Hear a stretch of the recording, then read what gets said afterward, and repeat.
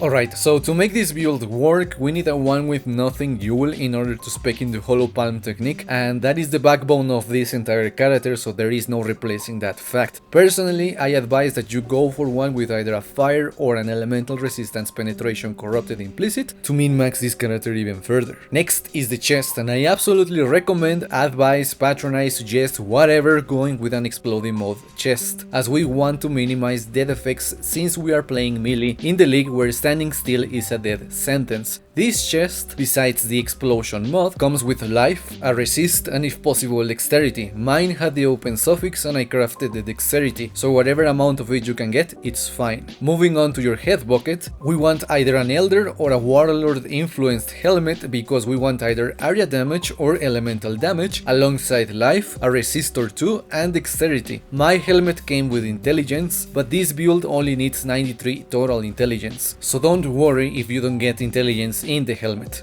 Mine is unenchanted and I didn't feel like farming for one, so it's up to you in the end. Anyways, the next piece of equipment is the amulet. We want either an onyx or a turquoise amulet with dexterity, life, a resist, elemental damage with attacks, and an open suffix for a minimum frenzy charge. We are going to anoint the amulet with tenacity, and that is mandatory because there is nothing else in the tree that comes close to the DPS it grants. Plus, it also gives some increased life, which is nice too. One of the rings needs either flame ability or elemental weakness on hit, alongside life, a resistor to physical damage to attacks or elemental damage with attack skills, and an open suffix for the second frenzy. Since this ring has the curse on hit, you can skip digging for dexterity in this slot. On the other hand, the other ring is an onset ring with life, elemental damage with attack skills, a resist, dexterity, and an open suffix for the last frenzy charge. Next comes the belt, and it's a Stygian Vice with life, elemental damage with attack skills, a resist, and dexterity. Before we go any further, there's two things to keep in mind. Dexterity does not spawn on belts naturally. You need to either craft it with the bench or use Essences of Sorrow. And B, craft the belt, do not trade for one, especially with the mods you need, as those are gonna get hella expensive real fast. I crafted mine by applying prismatic catalysts and using Essences of Sorrow until I got the belt I wanted. I recommend doing the exact same thing. Next are the booties, and we want movement speed, life, dexterity, and resists. Yep, mine don't look cheap at all, and again I recommend crafting them yourself with Essences of Sorrow, especially seeing as we want the resistance penetration enchantment. For flasks, we use a Wise Soak, a Lion's Roar, and a Cinder Swallow urn. The Cinder Swallow needs reduced mana cost of skills during effect. Now, for the jewels in the tree, as you saw in the skill tree portion of the video, we are using a large cluster jewel. This cluster jewel needs 8 passives, including Drive the Destruction and Deadly Repartee, alongside 2 jewel sockets, one of which will house one with nothing, aka Hollow Palm Technique. We want Drive the Destruction because this is our life leech recovery per second node, as we didn't go into the leech half donut thing in the duelist area. We also want a Deadly Repartee because it's the node that gives the most DPS potential in these kinds of jewels. Besides that, mine has dexterity in each small node, and I recommend looking for a similar one. The other unique jewel is a Fluid Motion with an elemental or fire resistance penetration corruption. This jewel is mandatory and goes into the socket near the duelist start, and it'll give us a lot of dexterity, which translates in a lot of damage, which is too good to pass up. The rest of the jewels have increased maximum life, dexterity and intelligence, and any damage enhancing mods that you can afford to acquire, which is why I am putting examples on the screen right now. If you're lacking any resists, I recommend getting them on the jewels as well. And that's pretty much it for the gear, which brings us to the gems setups. On the body armor, because there is literally nowhere else to socket this setup, duh, we want Consecrated Path, Awakened Elemental Damage with attack skills, Fortify, Pulverize, Ruthless, and melee physical damage. For single target, aka boss fights, you can swap Pulverize for Conk effect. However, it's not that mandatory, to be honest, so it's gonna be up to you if you want to do that in the end. All the gems in the setup are level 21 with the exception of Awakened Elemental Damage with attack skills, which sits at level 3 out of 5, because leveling those is a pain in the butt. The auras go in the boots, and we want Herald of Ash, Haste, and Blood and Sand. Yes, this is choking your mana reserves, which is counterproductive to our skill's inability to keep the pool healthy, but hey, it's more damage,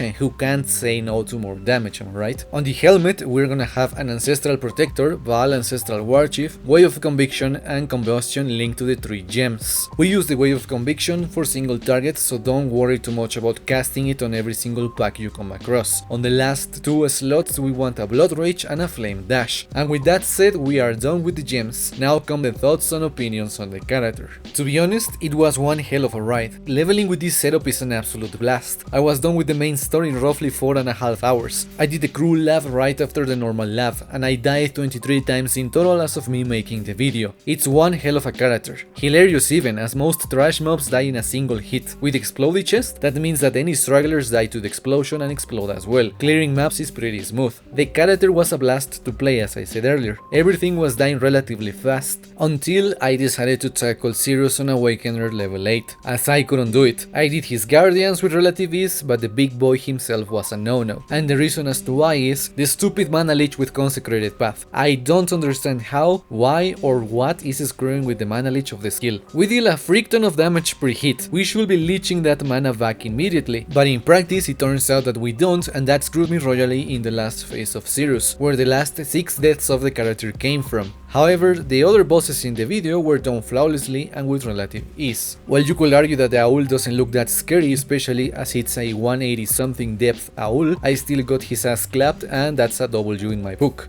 So yeah, I am a bit salty about the serious situation, but I am not as mad as the character was a blast to play, he got other bosses done, and I am satisfied where he ends. Should you want to play it, there is still room for improvements to be done, but I'm gonna leave that topic as homework for you if you decide to give the build a shot. And with that, we conclude the tale of slapping stuff so hard it explodes, which brings me to a small rant about the current state of Path of Exile's performance. You see, on Tuesday the 22nd of April there was a small 600 and something kilobyte update on Steam for Path of Exile. After updating the game, it has been a rather choppy mess for me. Deliriums are rather unplayable, as the frame rate tends to dip from 100 something frames to 50 and back up above the 60 with deliriums constantly. The game feels a bit unresponsive at times, namely my hideout, as walking around portals either drops the frame rate or feels extremely choppy. And even VSync broke completely, as turning the VSync on caps the frame rate at 58 instead of 60 like it was doing before the update. And it really annoys me to see this crap, because it's impossible that performance in this game continuously degrades every single league.